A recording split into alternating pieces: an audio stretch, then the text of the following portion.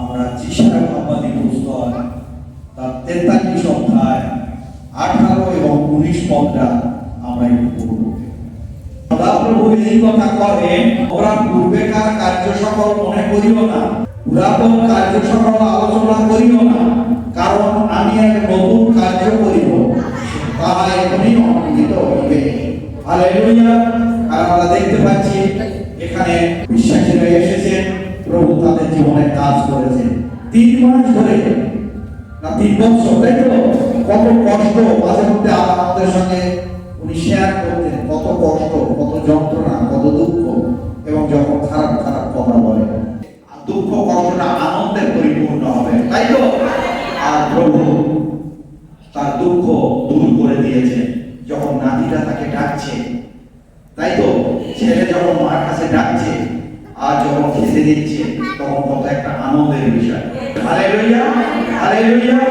তাই দেখো, আমরা আজকে যে বাক্যের মধ্যে যে দেখলাম যিশায়া 43 অধ্যায় আমরা দেখলাম, এবার আমরা দেখব যিশায়া 60 অধ্যায় 1 থেকে 6 পদ যেটা, আর ওখানে প্রথমেই বলছে, ওঠো দীপ্তিমতী হও, কারণ তোমার দীপ্তি উপস্থিত। হালেলুয়া। এখানে কে বলছে? জিহোভা তিনি দায়িত্ব দিয়েছিলেন মানব লেখক কার কাছে? যিশায়ার কাছে। আর এখানে জিহোভার হয়ে যিশু কাকে বলছে? ইসরায়েলকে বলছে। হালেলুয়া। জেরুজালেমের লোকদেরকে বলছে, ওঠো দীপ্তিমতী হও, আর তোমরা তো আর অন্ধকারের মধ্যে নয়, কারণ দীপ্তি তোমাদের কাছে উপস্থিত। হালেলুয়া। তাই আমরা যেন অন্ধকারের মধ্যে না থাকি, আমরা যেন না ভাবি যে আমরা অন্ধকারের মধ্যে আছি, কারণ দীপ্তি উপস্থিত। হালেলুয়া। কারণ প্রভু দীপ্তিতে আমরা যেন আলোকিত হই। হালেলুয়া। কখন আমরা তার দীপ্তিতে আলোকিত হব? যখন আমরা ঈশ্বরের পুত্র যিশুকে পাঠিয়েছেন তাকে যখন আমরা বিশ্বাস করব, পরিত্রাতা বলে আমরা মেনে নেব, তখন আমাদের জীবনে আশীর্বাদ আসবে। হালেলুয়া। দীপ্তিমতী বলছে কেন? দীপ্তিমতী হওয়া বলছে কেন? কারণ আমাদের অনেক কার্য আছে যেখানে অন্ধকার, যেখানে সুসমাচার যায়নি, আমাদের কি অন্ধকার থেকে বেরিয়ে গেলে হবে? আমাদের সেই দীপ্তি নিয়ে যেতে হবে। দীপ্তিটা কে দেবে? পবিত্র আত্মা। হালেলুয়া। সেই দীপ্তিতে আমাদের আলোকিত হতে হবে। হালেলুয়া। আরেকটা বিষয় আমাদের ওখানে বলছে 14 পদে একদম পড়ুন।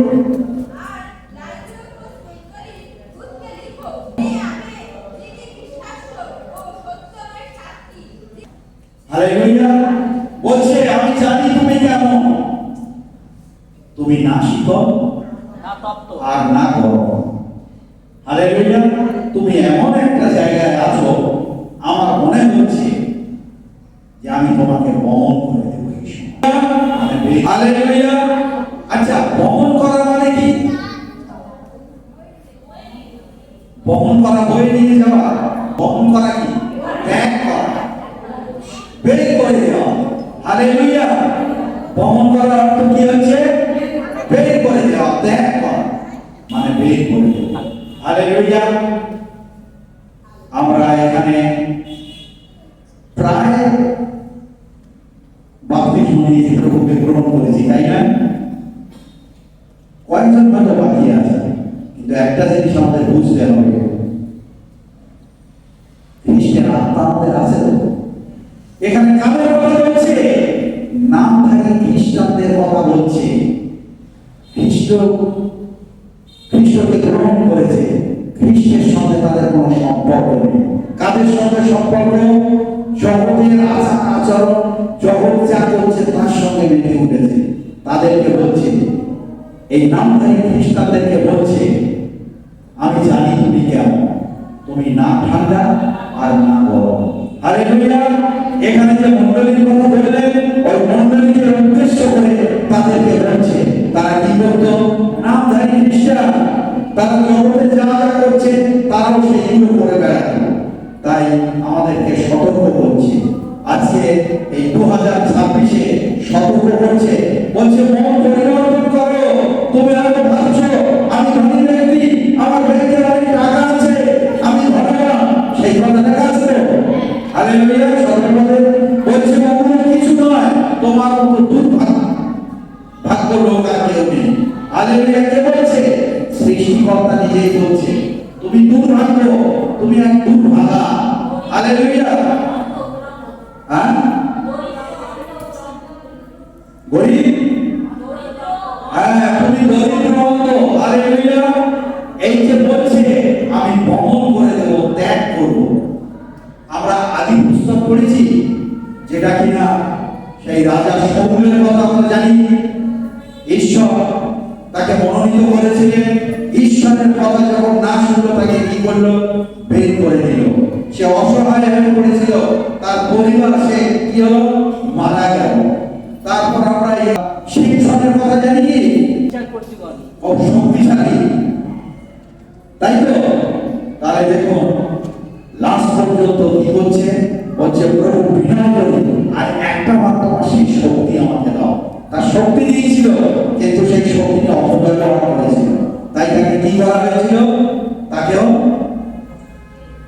সেও শেষ হয়ে গেছে।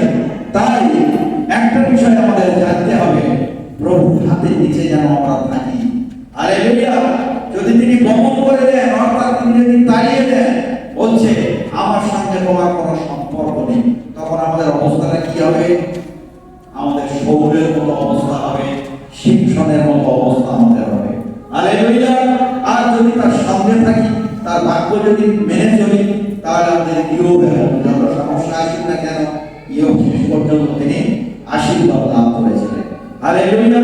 তার যা হারিয়েছিল তার কতটুকু পেয়েছিল? ডবল পেয়ে গেছিল, তাই তো? তাই আজকের দিনে এই কথা বলতে চাইছে যে আজকে তোমরা পরীক্ষা করে দেখো, তোমরা নামধারী খ্রিস্টান নয় তো? হালেলুয়া। তাহলে তোমাদেরকে বের করে দেব। হালেলুয়া। আমার সঙ্গে তোমার কোনো সম্পর্কই নেই। হালেলুয়া। তাই আজকে আমাদের এই সুবর্ণ সুযোগ দিয়েছে, আমাদের নিজেদেরকে পরীক্ষা করতে বলছে। তোমরা একবার পরীক্ষা করে দেখো, তোমরা কি সেই রকম সেই মন্ডলী লোকেদের মতো কি? আমাদের কি করতে হবে? তাহলে শুধু নামধারী খ্রিস্টান হয়ে থাকলে হবে না। আমি এদিকে কি করছি? বাপ্তিস্ম নিচ্ছি, আমি অন্য কর্ম করে বেড়াচ্ছি, আমি জগতের যা যা করছে সেইগুলোর সঙ্গে আমরা করছি, আমরা ঈশ্বরের বাক্য মানছি না। হালেলুয়া। আরেকটা বিষয় আমরা দেখলাম কি? প্রভু বলছে যদি তুমি বিশ্রাম লঙ্ঘন করো, তাহলে তোমার পরে আগুন লাগবে। এরা বলেছে তো আগুন লাগার কথা বলেছে। তাহলে দেখো আজকে বিশ্রাম পারে যখন আমরা আসবো, ঈশ্বর কি বলছে? ঈশ্বর সেখানে বলছে সঠিক যেটা তিনি কর্ম করেছিলেন, সপ্তম দিনে যে বিশ্রাম নিচ্ছেন, আর ওই জায়গায় একটা লাইন ওখানে লেখা আছে সপ্তম দিনে তিনি আশীর্বাদ করেছিলেন। হালেলুয়া। দেখুন আরেকবার পড়ুন, আদি পুস্তক তার 2 অধ্যায় 2 পদের 1 থেকে পড়ুন। সেই সপ্তম দিনকে আশীর্বাদ করিলেন ও পবিত্র করিলেন। হালেলুয়া। অনেক সময় আমরা কি বলি দেখবেন, জগতের লোক তারা কি বলবে? রবিবারটাকে বেছে নেয়। এই চলো যাই, ওর বাড়িতে যাই, ওরা খ্রিস্টান হয়েছে, প্রভুকে গ্রহণ করে চলো, ওদের এখন পয়সা হয়েছে, ভালো ভালো খাওয়া হবে, ওদের বাড়ি চলো। রবিবার আটকে দেওয়ার জন্য তারা কি করে? একটা জাল পেতে রাখে, যারা আমরা যদি যাই তারা যাতে না মন্ডলীর মধ্যে যেতে পারে। এর কাছে যখন বলে যে রবিবার যাচ্ছি, একবারও বারণ করে না যে না রবিবার না, তোমরা অন্যদিন এসো বা তোমরা রাত্রে এসো, সেটা না। তারা সকাল থেকে আরম্ভ করে, সকাল থেকে ব্রেকফাস্টে নিমন্ত্রণ করে বসে আছে। হালেলুয়া। তাই দেখুন আমাদের কি করতে হবে? আগে আমাদের দেখতে হবে প্রভুকে যখন গ্রহণ করেছি, আমরা প্রভু হস্তের নিচে থাকার চেষ্টা করতে হবে আমাদেরকে। হালেলুয়া। প্রভুর আজ্ঞা আমাদের মানতে হবে, কারণ তিনি এই 2026-এ আরো আশীর্বাদ করতে চান। আরো কি করতে চান? আরো আশীর্বাদ করতে চান। হালেলুয়া। কতজন আশীর্বাদ পেতে চান? হালেলুয়া। আরেকটা বিষয় আমরা দেখব, আমরা দেখলাম প্রতিনিধির সুসমাচার তার 2:1-12। হাম্বানি হয়েছিল যে একজন মসিহ আসবে, হালেলুয়া। আর আমরা এখানে দেখতে পাই পণ্ডিতরা যখন আসছে একটা তারা তাদেরকে দেখিয়ে নিয়ে আসছে। হেরোদের কাছে যখন খবর আসলো, হেরোদের কাছে যখন খবর আসলো, হেরোদ তার অনুসন্ধান করলেন না যে কে এই বিষয়ে মসিহ, হালেলুয়া। তিনি প্ল্যান করলেন, কি প্ল্যান করলেন? তাকে মেরে ফেলে দেওয়া হবে, হালেলুয়া। তিনি কি করলেন? 2 বছরের যত শিশু ছিল, কোন শিশু মানে ছেলে, তাদের হত্যা করতে, যতগুলো ছিল প্রায় 33 বছর পর্যন্ত বয়সী যে যিশুর সময় আর কেউ ছিল না, ওই একমাত্র যিশুই ছিল, হালেলুয়া। সেই সময় তো প্রভু যিশুর বয়সে অনেক মহিলাও ছিল, তাই তো? আর তো কোনো ছেলে নেই, কিন্তু দেখুন তার মধ্যেও প্রভু যিশু কত পবিত্র ছিলেন, হালেলুয়া, হালেলুয়া। তাই দেখো আমাদের কি করতে হবে? প্রভুকে আমাদের জানতে হবে, আমাদের প্রভুকে ধরতে হবে, প্রভুকে অনুসন্ধান করতে হবে, হালেলুয়া। আমরা এলাম, চলে গেলাম, আমাদের প্রত্যেকে অন্তত 1 ঘন্টা আমাদের প্রার্থনা করা দরকার, হালেলুয়া। কখন করবেন 1 ঘন্টা প্রার্থনা? প্রথমে আপনাকে তৈরি হতে হবে, ঈশ্বরের সঙ্গে আপনার কানেক্ট করতে হবে।